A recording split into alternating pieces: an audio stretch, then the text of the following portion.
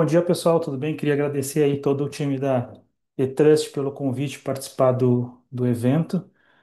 O IAM Summit tem se tornado protagonista dentro do processo, dentro do cenário, né, de gestão de identidade hoje no Brasil. Fico super feliz de poder estar conversando com vocês sobre um tema super emergente, né? Acho que tem várias palestras hoje no decorrer do dia sobre IA. E é importante a gente falar sobre esse tema, né? Ele tem sido um desafio quando a gente olha para o aspecto de gestão de identidade como um todo, gerenciar essas credenciais, gerenciar essas identidades nesse ambiente passa a ser muito, muito desafiador. Bom, eu sou o Maicon, né? Tenho 25 anos de experiência trabalhando com tecnologia, desses 25 anos, 15 dedicados ao tema de segurança da informação. Hoje estou como Head de Segurança no grupo ASAS 2154. Acho que o nome é diferente para a maioria, né? O ASAS 2154 surge metade do ano passado num processo de fusão entre duas grandes empresas de moda e indústria do Brasil, a Arezzo& Co e a Soma. Hoje a gente conta com mais de 35 marcas dentro do grupo, entre elas Arezzo, Schutz, Ana Capri, aí moda masculina, Reserva, Hering, Farm, entra um pouco mais em moda feminina, Farm, Animale, e a comercialização de vans no Brasil. Então, hoje a gente é uma empresa com mais de 2 mil lojas espalhadas pelo Brasil, entre lojas próprias e franquias, com 20 mil, aproximadamente 20 mil colaboradores. Um cenário bem complexo, um cenário bem desafiador para se falar em termos de gestão de identidade. Qual a ideia aqui, né? A ideia. Deixa eu só minimizar aqui, pronto. Beleza. A ideia da agenda é falar um pouco sobre identidades não humanas, porque não tem como a gente falar sobre agentes de IA e os desafios sem falar sobre identidades não humanas, falar um pouco sobre um conceito relativamente novo, numa ideia de identidades híbridas e como isso tem sido usado por agentes, e também falar um pouco sobre as boas práticas, né? Deixar algumas dicas para vocês, para assim, não há uma bala de prata hoje para endereçar todos os desafios relacionados à gestão de identidades com IA. Não tem como eu pensar em agentes de IA sem, né, olhar um pouco mais sobre identidades não humanas. Então, é um tema super relevante, é um tema super desafiador, e aí a gente entra aqui em um cenário em identidades não atribuídas diretamente a pessoas e relacionadas a máquinas, né? Então, a gente, de integração sistêmicas como API keys, tokens, certificados, já existe, né, algumas pesquisas que apontam que a relação entre identidades não humanas e pessoas pode atingir e atinge em algumas empresas 50 por um. Então, para cada colaborador, para cada funcionário dentro da empresa, eu posso ter 50 identidades que não estão relacionadas a nenhuma dessas pessoas. Isso torna esse cenário super, super desafiador. E aí a Okta traz um indicador bem interessante que mostra que 46% das organizações sofreram em 24 um incidente, um vazamento ou que estava relacionado diretamente a uma má gestão das identidades não humanas. E por isso, claro, que 80% das organizações já prevê algum tipo de aumento no investimento, tecnologias, processos, governanças como um todo para fazer o melhor gerenciamento e o melhor controle dessas identidades não humanas. Se a gente for fazer um comparativo, né, entre o clássico aqui, que é aquela identidade humana versus a não humana, a gente tem no processo de autenticação, a gente tem MFA, senhas, biometria, super, super conhecidos por todos, e do outro lado, nós temos API keys, certificados e tokens no que está relacionados à autenticação e seus respectivos protocolos aqui.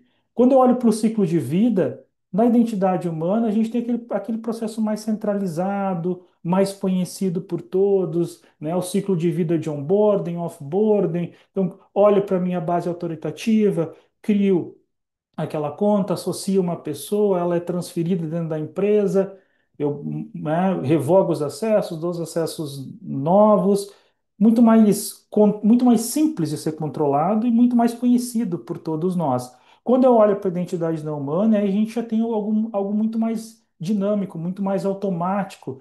Raramente essas credenciais são desativadas, eu não tenho uma governança, muitas vezes não tenho um ciclo bem controlado em relação a isso, até porque elas são bastante distribuídas. Olhando para a propriedade, eu tenho uma identidade muito mais focada em pessoas, né? Em, claro, na humana, e na não humana, difícil às vezes eu vincular ou eu ter um dono bem estabelecido. E aí, quando eu entro para o monitoramento, vem todo um desafio, né?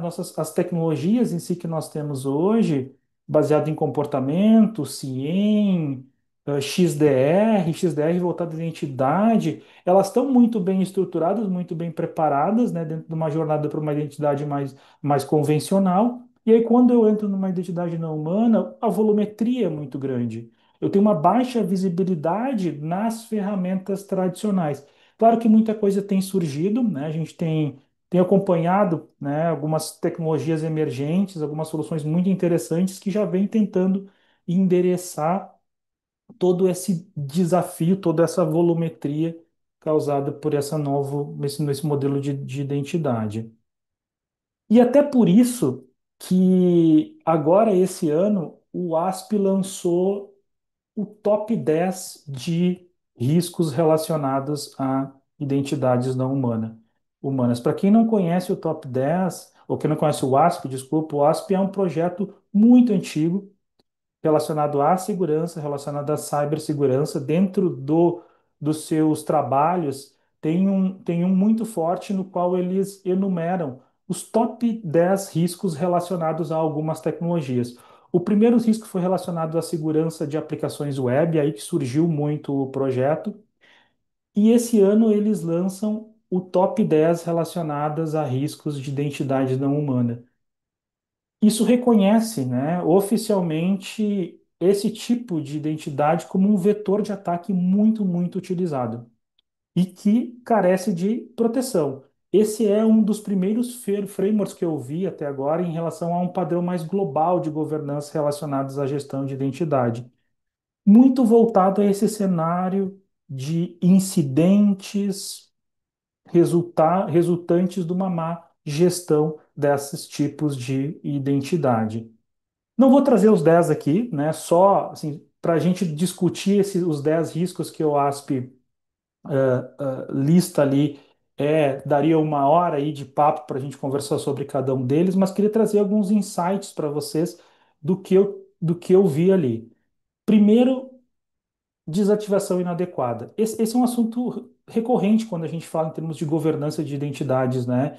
E aí, quando a gente entra em identidades não humanas, isso é um assunto ainda mais complexo. Então, há claramente uma falha em desativar e remover essas identidades, pela dificuldade, pelo volume, pela, pela pelo detalhamento em si de cada uma dessas identidades, passa a ser muito, muito difícil de fazer essa gestão desse ciclo de vida.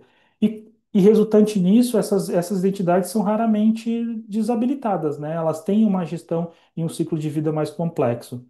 A Orca Security traz um indicador super preocupante, né? Ela aponta que 47% das organizações têm pelo menos uma credencial na AWS conectada com algum tipo de privilégio e que simplesmente não foi usada nos últimos 90 dias. Então, claramente tem faltado uma higienização desse cenário dessas identidades. Outro risco que aparece, né, e a gente tem observado também relacionados a incidentes, são o vazamento dessas credenciais. Pela volumetria, essas credenciais elas estão muitas vezes armazenadas em repositório, código, aquele famoso hard code, né? Aquela aplicação, aquele agente de IA, onde o desenvolvedor foi lá, cravou em algum momento do código essa credencial, essa secret, e ficou lá. Não se deu conta, era para fazer um teste só, depois a aplicação entra em produção e aquilo acaba ficando lá. De novo, a Arca traz um indicador interessante, que 70% das organizações têm segredos em texto aberto em seus repositórios. E aí eu tenho visto aqui, muito mais do que repositório, a gente tem se deparado nesse cenário de segurança em credenciais, claro, armazenadas em repositórios de código público, né, GitHub, GitLab, Bitbucket, por exemplo, repositórios privados também. Tem um ponto muito importante que às vezes a credencial ela está armazenada no público, a gente identifica, o time de segurança identifica através de ferramentas, notifica o desenvolvedor, ele vai lá e corrige, remove aquela credencial, mas por outro lado ela fica no Git History. E aí é possível resgatar aquela informação, e ter acesso à credencial mesmo depois do commit, mesmo depois da correção, da remoção daquela credencial. É muito, muito comum credenciais também em arquivos de configuração. A gente se depara .env, settings, inc. Bom, uma grande quantidade de credenciais salvas ali, às vezes até, não que não esteja correto, por exemplo, eu armazenar eventuais chaves num ponto .env, mas aí o desenvolvedor vai lá e esquece de colocar o ponto .env no git ignore. E aí sobe esse ponto .env, sobe esse config.yaml, por exemplo, ele acaba subindo para o repositório e fica lá acessível para quem não deveria. Dentro de Docker Images, dentro de logs de aplicação, a quantidade de credenciais de acesso, a quantidade de informações sensíveis que a gente acaba se deparando dentro dos logs das aplicações, seja logs mais simples ou seja logs de debug, é preocupante. E aquela prática super comum que é compartilhar senhas secrets dentro das ferramentas de chat. Ah, pega aí a credencial e fica no histórico. Amanhã ou depois, por exemplo, tem um incidente, a conta daquele funcionário é comprometida. Primeira coisa que os atacantes têm são ferramentas que varrem todas essas estruturas, seja chat, repositório, em busca de palavras-chave, em busca de padrões, em busca de secrets, em busca de hash que podem ser utilizadas para comprometer. Um caso bem recente teve uma repercussão bem grande que eu me lembro, foi de uma empresa chamada Salesloft, eu acho que ela tinha uma ferramenta que era usada, por exemplo, pela Salesforce, pela Palo Alto, se eu não me engano. Essa empresa ela foi comprometida, essa credencial de acesso ao Alt foi comprometida e a partir disso, né, ela estava armazenada em um local não protegido e a partir disso os atacantes conseguiram ter acesso a dados de clientes das principais empresas do mundo hoje, né, uma volumetria de dados bastante, bastante significativa, simplesmente porque essa credencial não foi bem protegida pelo um prestador de serviço, né? E aí a segurança na cadeia de fornecedores entra em outro aspecto aqui, é importante estar sempre bastante atento. Ainda existe uma grande quantidade de aplicações e de usos que não utilizam protocolos seguros. Ainda a gente compartilha, implementa aplicações com HTTP, sem TLS, ou seja, sem HTTPS na transmissão de informações, APIs que informações sensíveis sendo passadas dentro de parâmetros de URL, além de protocolos inseguros, como MD5 já de hash que já não são mais adequados, né? Isso permite que ataques convencionais, né, de força bruta, man in the middle, funcionem nesses cenários. E a gente acha que não existe, mas é muito mais comum do que nós imaginamos esse tipo de uso ou falta de cuidado na proteção das credenciais. E por último, e não menos importante, o excesso de privilégios, né? A aplicação ela nasce, aí eu crio lá o meu código, né, minha automatização lá no N8N, por exemplo, ela nasce num laboratório, numa maquininha pequena, para facilitar a vida. Eu peço uma credencial, eu peço uma secret que tem um acesso super, super privilegiado, porque eu não quero estar me preocupando quais acessos eu preciso, quais acessos eu não preciso. É um piloto, essa credencial é criada, ela é utilizada, essa aplicação pega relevância, vem de dev, homologação, produção, daqui a pouco eu estou lá em produção, essa aplicação sendo utilizada com uma credencial com um privilégio super, super alto que eu criei ela só por conveniência. Era mais fácil, não era o certo a fazer. Eu deveria ter solicitado uma credencial muito mais limitada, começado de uma forma muito mais controlada, começado com o pé direito, mas para facilitar, foi criada uma credencial que me dava acesso a tudo, dava um admin, né? E aí isso acabou avançando e gerando um problema muito, muito grande. 97%, pessoal, das credenciais não humanas, né, das identidades não humanas, tem privilégios excessivos. Isso é muito preocupante. É muito preocupante. Simplesmente para evitar dor de cabeça. Ah, me dá uma credencial que tenha tudo acesso para eu facilitar o meu trabalho. Compartilhamento e reuso, né? Mesma identidade, de novo, para múltiplos ambientes. Nasce em dev, eu crio uma credencial e ela é utilizada por todo o ciclo de vida da aplicação.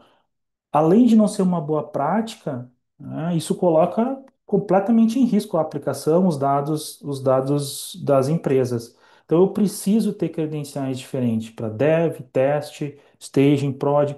Eu preciso ter credenciais diferentes por funções na aplicação, por componentes. Não dá hoje, nesse cenário que a gente tem avançado de agentes de IA, não é mais aceitável eu ter uma credencial sendo compartilhada por várias aplicações, por vários ambientes. Isso, infelizmente, é muito comum. De novo, incidentes graves, incidentes com alto impacto para a empresa, foram simplesmente resultantes de uma má gestão, de uma falta de cuidado na hora de criar essas credenciais, na hora de criar essas identidades, na hora de fazer o bom uso desses ambientes. E neste cenário, né, a gente chega nos agentes de IA, né? Os agentes de IA, eles têm explodido. Eu acho que a maioria das empresas hoje tem buscado o melhor uso para soluções de IA. Muitas vezes a gente tem visto práticas de IA por IA, então há uma pressão bem grande em relação a adotar rapidamente soluções de inteligência artificial, nessa pressão, nessa necessidade de trazer soluções que utilizam IA, as empresas elas têm aceitado riscos bastante altos, e aí quando a gente entra em gestão de identidade, isso é muito, muito clássico. Então, na ideia de entregar o mais rápido possível, de agilizar o processo, se pula etapas importantes, se pula cuidados importantes em relação à gestão de identidade. E aí, quando a gente olha para os agentes de IA como um todo, nós temos, são sistemas autônomos que executam tarefas com a mínima intervenção humana. Então, eles são programados, eles são desenvolvidos numa ideia de fazer as coisas de uma forma rápida, uma forma simplificada, uma forma de protagonismo em relação ao processo. Se eu olho, se eu comparo, por exemplo, os agentes de IA com uma IA mais tradicional, eu vejo nos agentes de IA uma proatividade muito grande, enquanto no IA tradicional é mais reativa, aquela ação mais pontual, é resolver aquela dor. O agente de IA, ele tem uma amplitude muito maior, protagonismo muito maior nas suas atividades. E isso exige que ele tenha níveis de acesso muito grande. Se eu quero, por exemplo, que um agente de IA consiga resolver várias coisas, eu preciso que ele tenha acesso a uma volumetria de dados, que ele tenha diversas credenciais para que ele consiga realmente fazer isso. Eu preciso conectar ele ferramentas, tools, bases de dados, estrutura de dados, para que ele consiga fazer o trabalho dele. E isso é complexo, né? Num cenário de governança, num cenário de gestão de identidade, isso é bastante complexo de ser gerenciado. Ele tem uma capacidade de tomar decisões baseadas em contexto, e aí a gente muda um pouco esse cenário, e com isso ele tem integração a múltiplas fontes. Olha só que loucura, já existem alguns pesquisadores que têm apontado aqui nos próximos anos uma relação de 40 para 1 na questão de agentes de IA. Então, cada pessoa vai poder ou vai ter ao seu dispor ao seu auxílio até 40 agentes de IA nos próximos anos. E aí, se eu olho para aquela relação onde cada pessoa tem 50 identidades não humanas, e eu olho para essa relação onde cada pessoa vai ter 40 agentes de IA para auxiliar nas suas atividades, aí não só atividades profissionais, atividades pessoais, encontrar um hotel, marcar uma passagem aérea nas férias.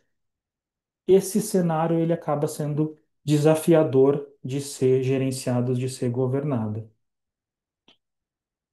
Nesse contexto, a gente surge ou toma mais importância, né, a identidade delegada, né, onde eu tenho algumas características, né, então o agente em si, o agente de IA, acaba agindo explicitamente com a autoridade do usuário, e aí entram diversos protocolos, eu acho que um dos mais conhecidos é o OAuth, a gente é super conhecido, onde eu dou a permissão de uma aplicação acessar os meus dados, eu dou uma aplicação a agir em meu nome, e aí nesse cenário de agentes de IA isso é super, super relevante, onde o token ou da identificação desse usuário é composta por dois atributos.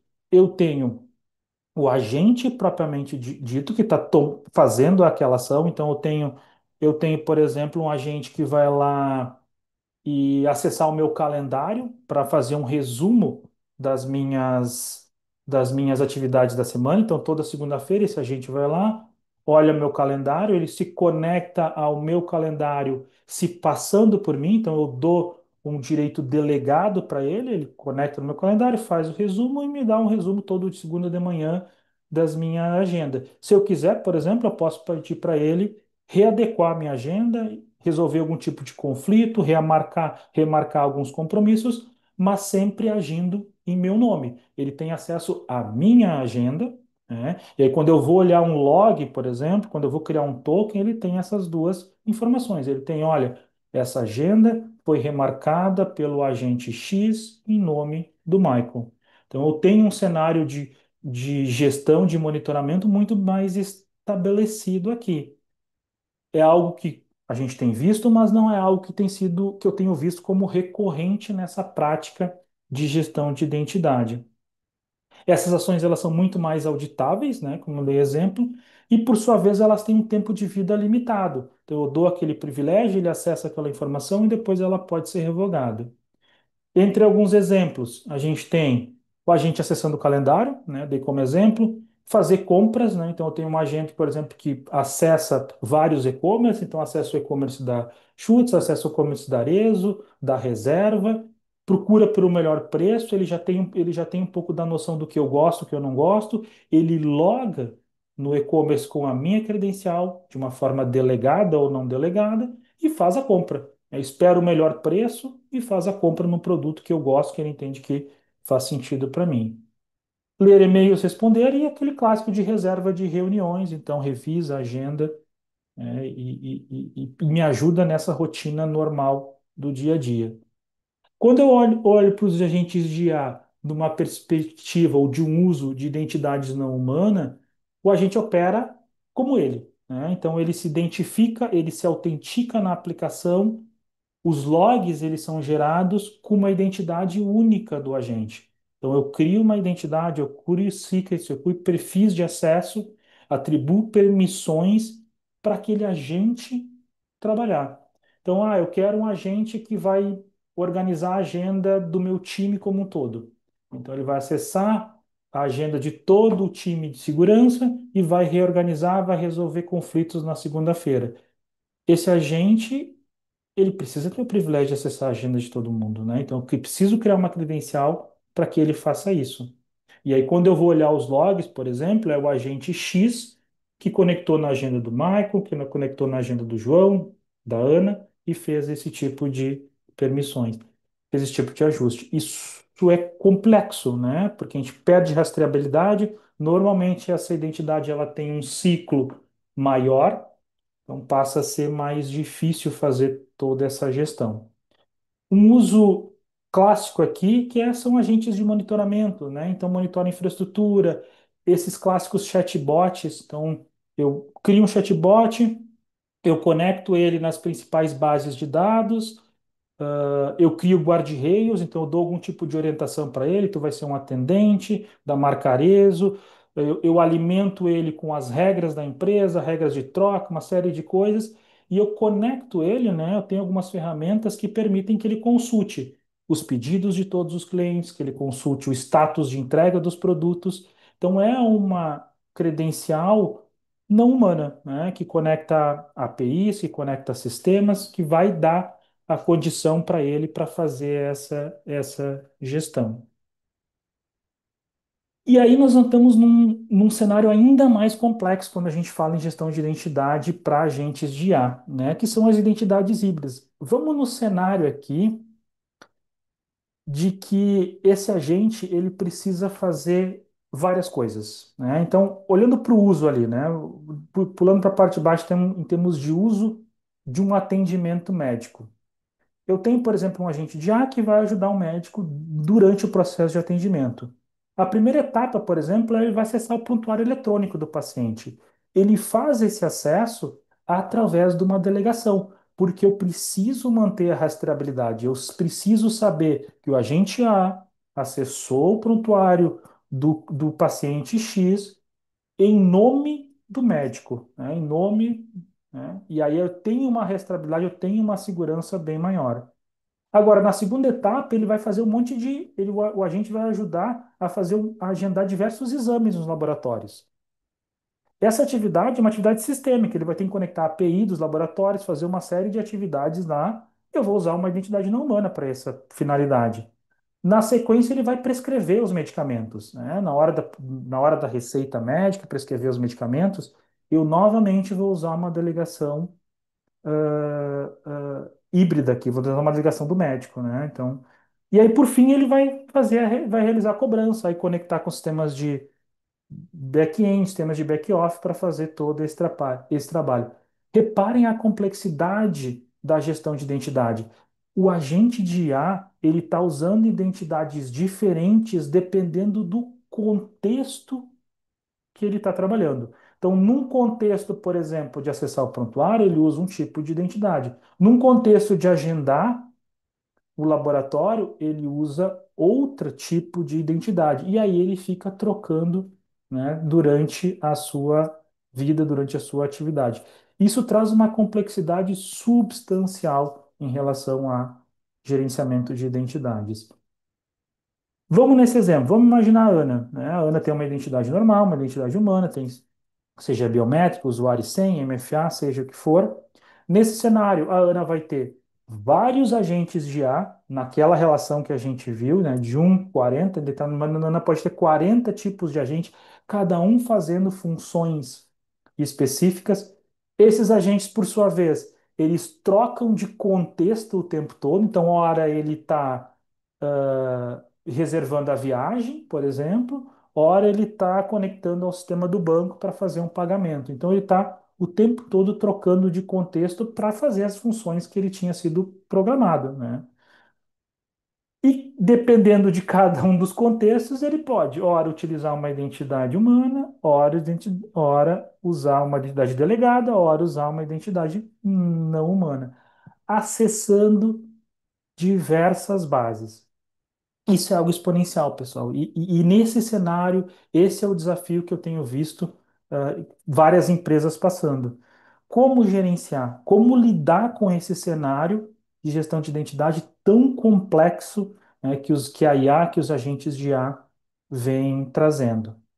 Não existe uma bala de prata, né? Não existe, cara, isso aqui resolve essa ferramenta, até porque as ferramentas estão trazendo, eu tenho visto as ferramentas cada vez evoluir mais.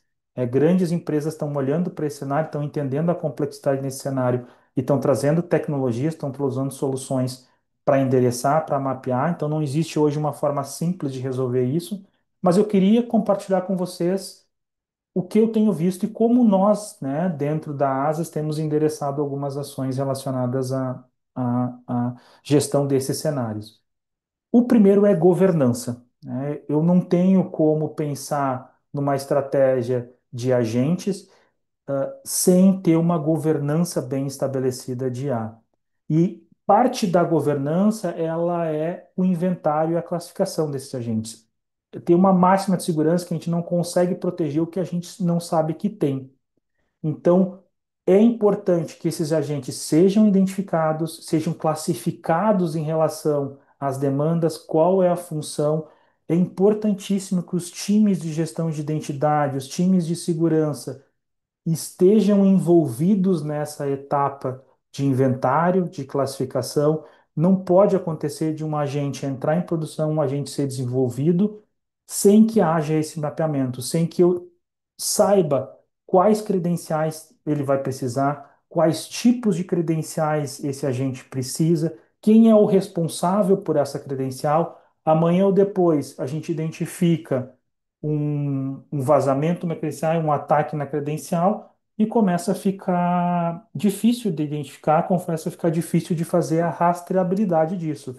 Então, governar esses agentes, inventariar esses agentes, as credenciais que eles usam, é primordial. Não é algo complexo, é criar uma ficha descrevendo o agente, qual a finalidade dele, quais as credenciais ele usa, quais as ferramentas que ele precisa, quais bases ele precisa acessar, para ter minimamente uma visão desse agente. Outro conceito muito importante é sempre que possível usar delegação, usar protocolos como Alt, trabalhar cada vez mais nesse método de delegação e não personificação. E aí, quando eu vejo personificação, é quando um agente assume integralmente a identidade do usuário. Isso é muito complicado, isso é complicado na hora de identificar eventuais mau uso, isso é super complicado na hora de investigar eventuais incidentes. Então, sempre dá preferência a identidades ou protocolos de identidade delegada é muito mais interessante. Evita dor de cabeça, evita problemas. Os desenvolvedores, as equipes de especificação, às vezes não gostam disso, porque é mais complexo, né? Tu trabalhar com protocolos como Alt, desenvolver aplicações, às vezes é mais difícil. Está um pouco distante para algumas equipes.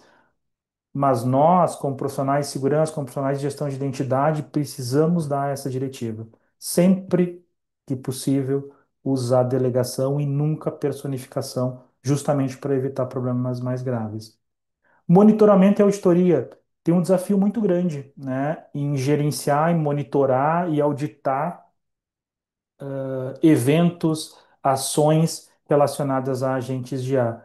Então, implementar monitorias, implementar logs detalhados da ação. Quando eu entro para um evento, por exemplo, de uma identidade delegada, eu preciso logar qual agente, em que momento, de que origem, em nome de quem ele tomou aquela ação, então, com o máximo de informações possíveis, né, para ter justamente esta rastreabilidade. As ferramentas atuais, elas têm dificuldade ainda a lidar com esse cenário, né? Como comentei, algumas já estão um pouco mais evoluídas, já estão trazendo essas tecnologias ou essas funcionalidades mais presentes, mas ainda está difícil de ver ferramentas capazes de monitorar esse novo desafio, né? Com essa volumetria, muito mais baseado em comportamento, ok? Tem ainda, mas ainda é bastante difícil de contar com ferramentas desse tipo. E por fim, e não menos importante, voltando ao top 10 do ASP, essa aqui é básico, tá, pessoal? Trabalhar com o conceito de privilégio mínimo. Desde o início, estou fazendo um piloto, vou desenvolver uma aplicação, vou desenvolver um agente de IA, crio já a credencial com o mínimo de acesso necessário, com o estritamente necessário para que a aplicação funcione, porque é muito mais fácil eu ir concedendo privilégios ou acessos à medida que a aplicação vai crescendo, do que depois, quando a aplicação já está em produção, que a aplicação já está funcionando, eu revogar esses acessos. Porque muitas vezes a pergunta é, tá, mas que acessos tu precisa? Não sei. Ah, mas se tu desabilitar essa credencial, a aplicação vai parar de funcionar. E aí fica naquele impasse. A aplicação já é crítica para a empresa e ela não pode parar, e aí a gente simplesmente não sabe o que ela precisa, o que ela não precisa, se torna muito mais complexo. E aí vem um conceito, acho que o Fausto e o Fernando na palestra anterior comentaram, que é o conceito do Zero Trust, né? Never trust, always verify. Ele é um conceito primordial na gestão de identidade nesse cenário atual, né? De complexidade, de volumetria. Ele tem que ser base, né? Ele tem que ser, eu tenho que olhar para ele sempre quando eu vou implementar uma aplicação, sempre que eu vou implementar um agente de IA. Isso tudo reduz significativamente o risco de comprometimento. Então, isso eu queria trazer para vocês, né? Deixo o meu contato aqui no LinkedIn. Agradeço novamente o convite de todo o time da The Trust. Espero que o tema foi relevante para vocês e fico à disposição para tirar qualquer tipo de dúvida.